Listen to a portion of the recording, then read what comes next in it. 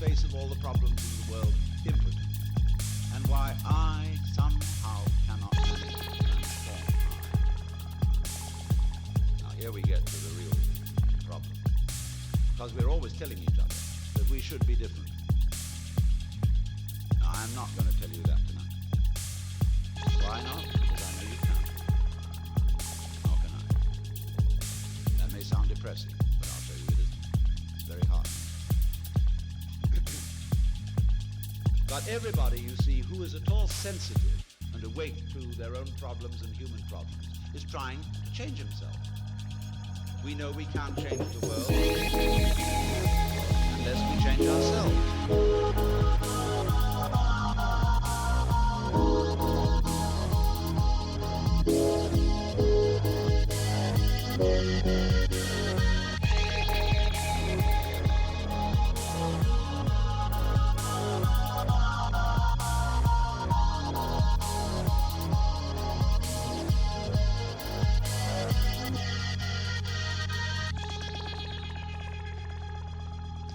So when we are aware of the ego I, we are aware of this chronic tension inside ourselves. And that's not us. It's a futile tension. So when we get the illusion, the image of ourselves, married to a futile tension, you've got an illusion married to a futility. And then you wonder why I can't do anything.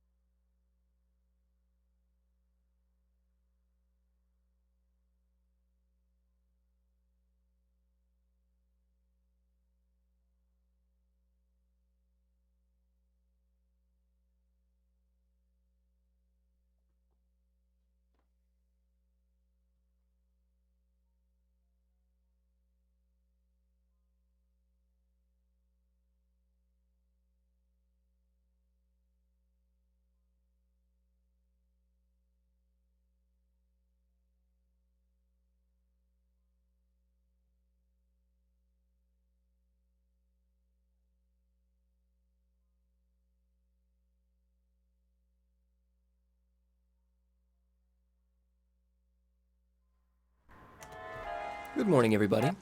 Welcome to today's live stream. Trying out some new music. If it's too loud, let me know. I'll turn it down. But I think I balanced the audio levels correctly. So let me know. Let's see how this turns out, eh? Let's just go over what we're doing scalping today. I'm still long in Bitcoin. Since we started this portfolio, we are up over 50%. So, actually just under 50%, excuse me. We had a 10% gain today, and we caught the exact bottom. And let's point out why, okay? I'm also long at XRP. I made an idiot mistake last night. A newbie mistake, that is. I actually let the contract close on me. I feel pretty stupid for it.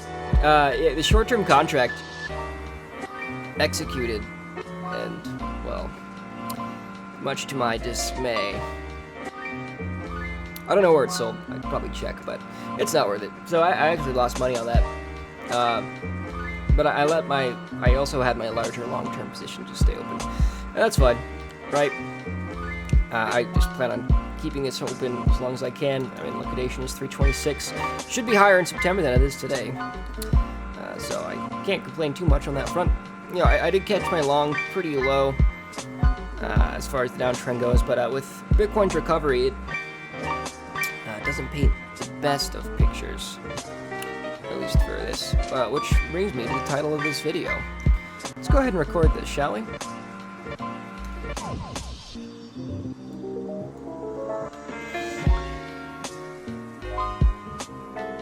Good morning. So, let's actually go over the Bitcoin pivots today. Happy to say our mean inversion pivot did hold. I've been so preoccupied with attempting the mean inversions themselves. I'm like, oh, is it going to break here, here, here?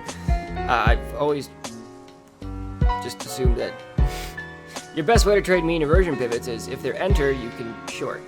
Really, but, looking back over this last uptrend, I've kind of realized, you know what? If I can accurately define the pivot for trend, I might as well trade the trend. Right? I keep on waiting for the trend to break, and it keeps on not breaking, so trade the trend. My God, who could have predicted such a revolutionary implementation of this strategy? Anyway, right, our longest overexpanded period has been really generous, to say the least. It was actually 225 over here in this previous example, and it's currently 225. So, a lot of opportunity here, right? Let's just change our band to 225 so you can see what I mean. Okay, so here's what we know. As long as we remain above our mean inversion pivot, trend is defined. And you know what? The amount of candle closes that ensure trend is sustained is ridiculous. And we actually do get our final bearish candle close, we revert exactly to the relative mean inversion target, just like clockwork. So our current longest overexpanded period is 225 again. And while seeing the prior performance of this pivot, I just thought to myself, well, what the hell am I waiting for a bearish position for? If I can predict the exact retracement value on Bitcoin, I'm going to do it. So, longest overexpanded period is 225. I bought this wick here. Alright, we can actually take a look at that on a shorter time frame as well. Alright, let's go to the 1 hour chart. So, can any of you guess what 225 times 4 is? It's 900. So, we're going to plug 900 into this band. What's really cool is just the amount of confluence we have here, because here our longest overexpanded period is 100. We're going to plug that in as well, just so you guys have a good understanding. We're going to do 100 on this band, and 900 on this band. Right, so we have a longest overexpanded period defined by the 1 hour and the 4 hour, and we're about to look at them on the same time frame. Okay. That's really clean. Like, the amount of confluence here is just insane. Right, okay, so when we enter our longest overexpanded period like we did here, right, it implies reversion down to its relative mean only because of the following reason. Price will trade laterally as defined by its longest overexpanded period. Okay? So, in this scenario, it is 100. So that means if price enters the 100 band, price will trade laterally as defined by the 100 period, meaning it won't leave the 1.25 standard deviation, like so. So if we had the confluence of the bottom edge of this band which was the bottom edge of the longest overexpanded period, 1.25 standard deviation on the 1 hour chart. And then we had a bounce point on, oh my god, the 225 period on the 4 hour. It's just with so much confidence, and I probably should have gone harder on the position. But I've returned 50% on my portfolio in 4 days, so, you know, I always have something to complain about. When I first started trading, I complained about how I was losing money, and then when I got good, I was complaining about how I wasn't making as much money as I wanted. And then now I'm complaining that I didn't make enough money, so it's been a healthy evolution of want. Greed is good. Anyway. Actually, I think my take profit target just hit on the 5-minute chart. Let me see here. Yeah, that's a big wick. Not closed yet. XRP is officially no longer in profit. I'm considering closing my Bitcoin long here in just a moment. Actually, you know what we can do? We just look at the 1 hour chart and have our take profit be 12592. Why? Because price will trade laterally as defined by the longest overexpanded period, meaning that this is our resistance. So why not put our sell order just below the resistance?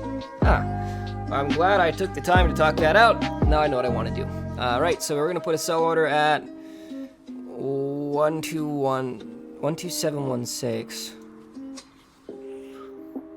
Okay. Actually, I'm just going to put the band here on the BitMEX chart so I can, you know, put that in properly. We're taking a look at, yeah, that's actually, I have it exactly where I want it. That's pretty cool. Very nice. Yeah, so we got a little bit high on the retrace. I'm happy about that. Oh my god. You know what's going to be hilarious?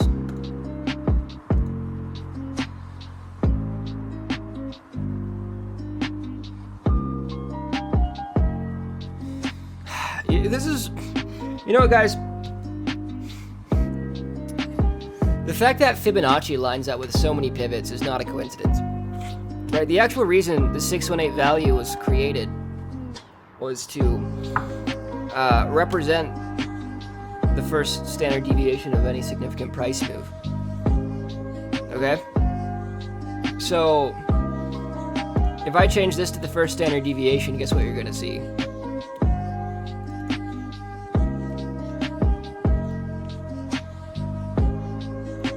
Okay, we're going to draw it in. Alright, the 618 level is exactly the first standard deviation of this current move. So, listen guys. Fibonacci doesn't work because it's nature's law, or it's a proven standard, or everybody else uses it. And if you use it for that reason, you're a goddamn idiot. And I don't say that lightly, I mean it. Right? If you don't know why your tool works, you shouldn't be using it. So, I'm going to tell you why the tool works. It works because the Fibonacci retracement value is a very similar percentile of the percentile deviation of the first standard deviation for any significant price move. So the problem with using Fibonacci is it's a static value used to define a dynamic pivot in a dynamic market. You could probably understand why that's not entirely compatible. Why not use the dynamic pivot in a dynamic market instead of the static representation of the pivot to use in a dynamic market? It doesn't add up. So there are better ways to define retracement values. Okay? So now you know. I know I get a little bitter on that, but I am literally jaded when it comes to basic technical analysis, right? I paid my dues, I lost money the same way everybody else lost money for years, right? Everybody loses money trading when they first start out, and I literally paid my dues figuring out what does and doesn't work. So, you're probably watching this video and saying, oh, well, it works for me so far. Okay, it's because your sample size is too small. Alright? let me guess, you have 50 trades under your belt? Okay, get it to 1,000, and you're gonna see your profit ratio slowly boil down to, at best, a 50% win rate. If you're using tools like that. So, do your due diligence, in which case you are welcome to use those tools, right? If you can understand why they work and you know how to properly apply them, you can use the tool. Any tool, as long as you research its fundamental paradigm, can be used effectively, like RSI, for example, right? RSI is not an inherently bad tool. I've got some PDF resources on its pseudo-advanced application, right? So the problem is RSI fits poorly into your tool set. Like, imagine each piece of your technical analysis as a gear, and you put it all together to make a machine. Well, RSI, while shiny and attractive and quite the aesthetic gear, it will fit poorly together with all the other gears you might have. Alright, that's the problem with RSI. So, do your due diligence. Find out why things work. Look into the math equations. Go on Wikipedia. I don't know why people just don't Wikipedia their own indicators and look up the formulas and then figure out why the formulas are made the way they do, or are, right? For instance, CCI. What does CCI work? It's not because everyone else uses it. CCI works because it's a mean absolute deviation representation of the 1.25 standard deviation of a distribution, which is the empirical constant for the expansion and compression of a distribution. So, right, that's why CCI is made. It measures trend based on expanding and compressing distributions. It doesn't measure overbought or oversold. It measures trending and not trending, right? So values outside 100 and negative 100, that's not overbought and oversold. That's a state of trend, and then this is also a state of trend, and then this in here is a state of not trend. Alright, so when people see oversold values on RSI, that just means there's a downtrend. And then you can actually do cool things like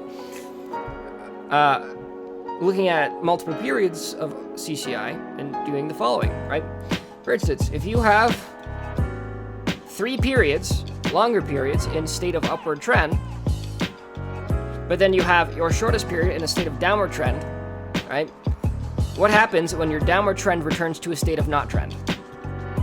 That means you have upward-weighted upward trends on longer periods, and then your downward trend just ended on the shorter period, right? Okay. Well, you just eliminated 99% of the noise on CCI by knowing how CCI works. Goodness gracious. Take the time to research things, people. It makes a world of difference. Right? If you can define, like, watch this. Okay? Every single period, the 50, 100, and 200 is weighted to the upside. So when the 14 period goes into a state of downward trend, but then returns to a state of not trending, that means we take a long position right here, and I don't know what this is going to look like. We're just going to draw a line there. All right, we entered a long position right there on that candle. Okay, we took a long right here. Beautiful.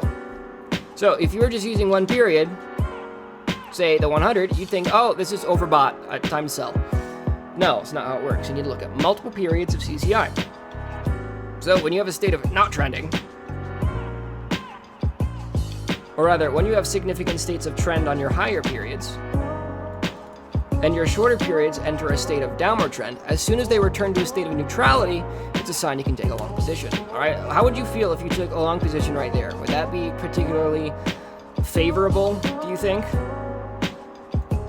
Yeah, I'm guessing you made over 100% there. Okay? So, those kind of returns, well, I just taught you how to use them, right? Quad CCI is an indicator I copy and pasted 4 times. I literally opened up the CCI indicator, the default CCI indicator, and copy and pasted the plot values 4 times and then colored them. And now it's one of the most popular CCI indicators out there, at least on TradingView, right? It's not the indicators themselves that provide value. It's your understanding of the indicators and your application of the indicators. All right? The same way works for exchanges. All right, like a lot of US regulated exchanges are nice, cozy, simple, and safe.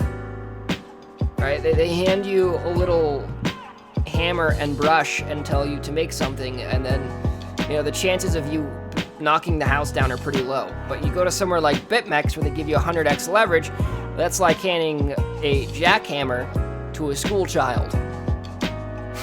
Right? You're giving someone uneducated and unexperienced a power tool, and then they're surprised when, you know, they put a hole through their hand on accident. Okay? Use the tools that match your skill set. It's really important. If you understand the risk of using a jackhammer, and goodness gracious, like a hammer, like the quality of the hammer doesn't really matter all that much, right? What does matter is your application of the hammer. Right? Put a hammer in the right hands, then you can get some interesting results. Okay? Okay. Rant over. That's Bitcoin. Yeah, okay, so short-term retracement values, we want to look at, yeah, cool, everything's set correctly. So, if we enter this band here, trend is over for Bitcoin.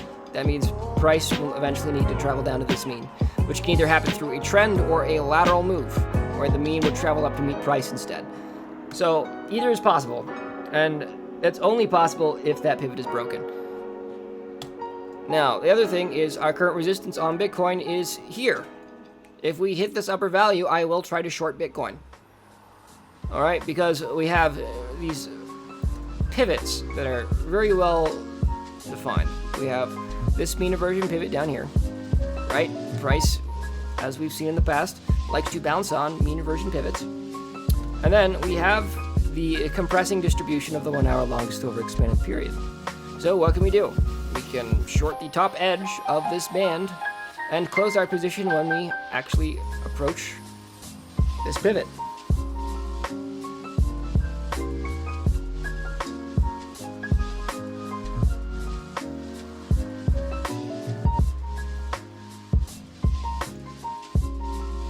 Okay, so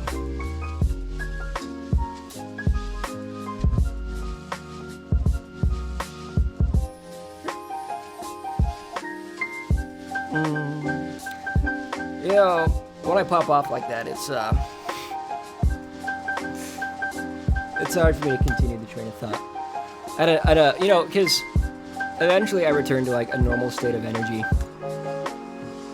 And I just can't match what I previously did. So, yeah, here I am. Let's talk about. That's it. That's it. You know, I want to short this pivot. I want to long this pivot. And if we cross down in here, I'm going to keep my short open. That's it. Simple as that.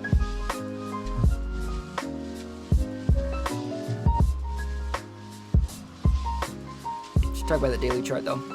Okay. My immediate reaction for looking at Bitcoin is this.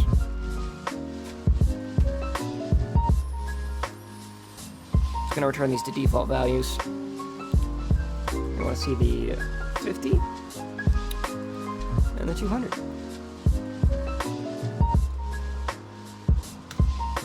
Nice. So last crash pattern we saw the following. Very nice.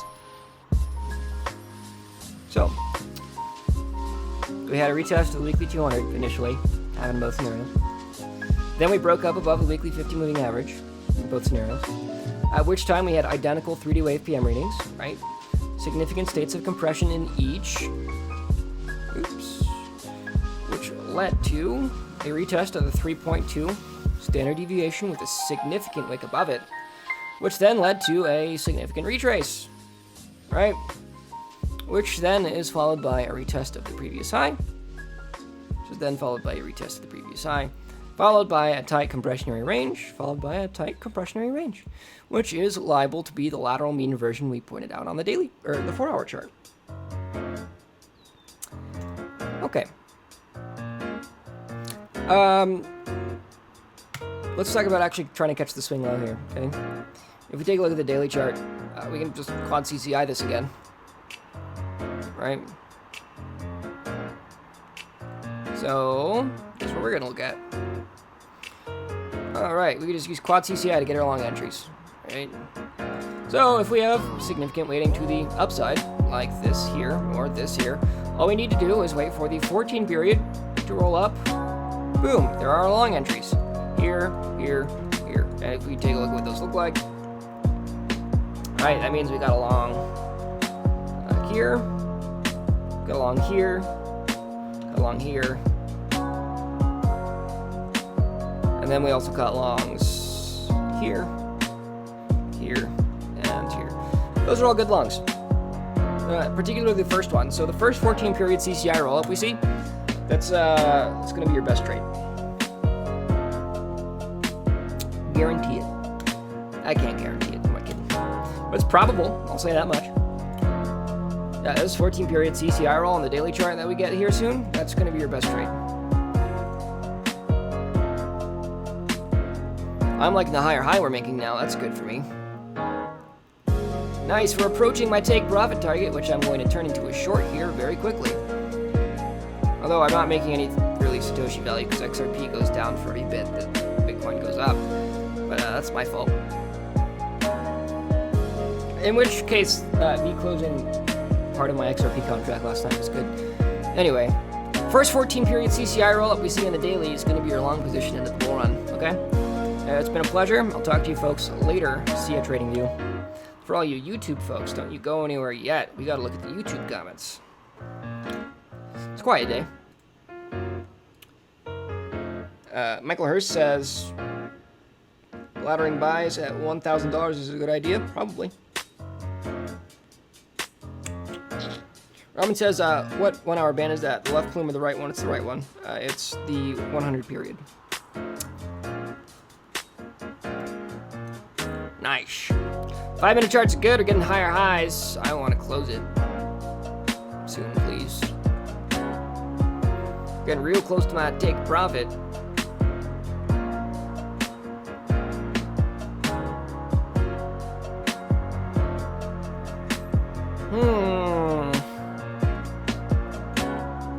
Yeah, you know what? These contrasting edge positions aren't the worst thing in the world.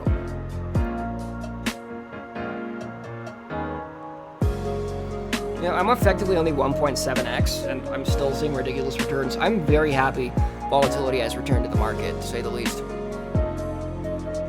That's a huge bonus for me. Actual volatility in the market so I don't have to over-leverage. My God, I've waited for this. 10% moves a day, this is something I can profit off. XRP's down 10% today, that's kind of funny. I didn't realize it was this volatile. Goodness. That's fine, we'll see an upswing eventually. You know, my liquidation is 326. As long as it's higher in September, I'm good.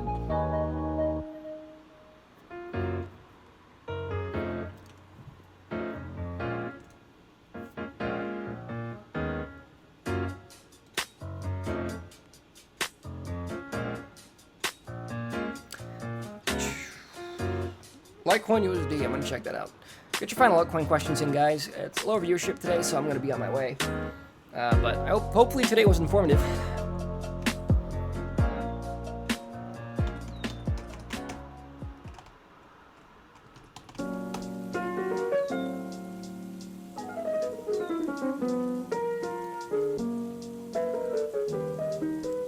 Hasn't Litecoin, Bitcoin, LTC, BTC dropped like 25%? It dropped over 50% in just a few days. So from here to here, in 2 weeks it dropped 50%. Like, we're gonna have a really bullish mean reversion here. It's just gonna be hard to define it.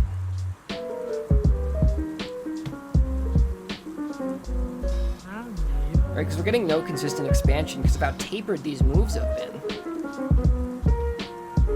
And then there's the problem of converse expansion, which gives us sloppy readings. That's the problem.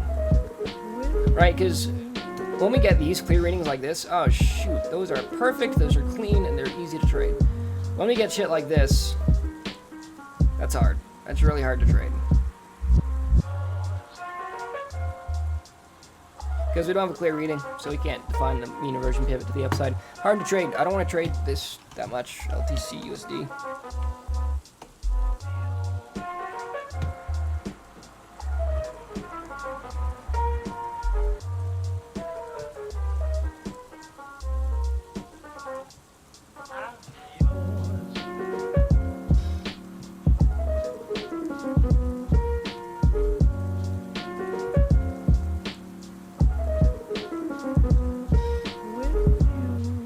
So 15% upside.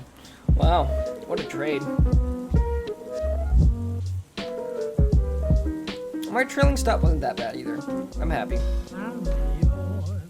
Put a trailing stop in for half the position last night, so.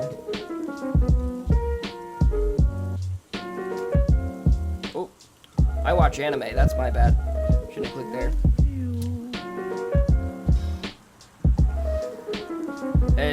Oh god. It's like the most esoteric anime I could have possibly had left up. Like, Isekai Quartet. It requires you to watch 4 completely separate shows to understand it. And well, I guess I just revealed I watch a lot of anime. Oh no. Anyway.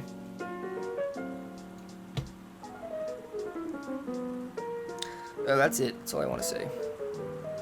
I guess we got a clear mass generation here on the 1 hour.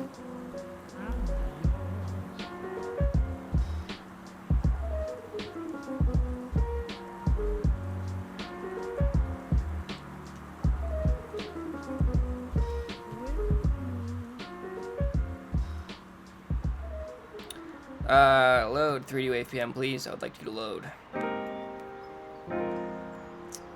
Come on! Son of a bitch.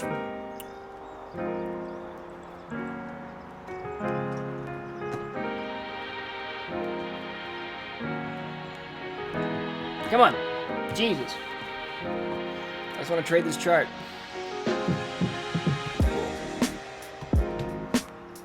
Looks like we're looking at the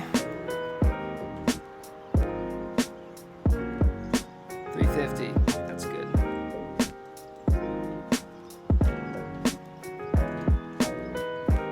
That pivot's really far away. Yeah, that's not really worth trading it. You know, it's such a significant move that our mean reversion pivot's all the way up here. I guess you could try to trade the rejection off of it. That would work.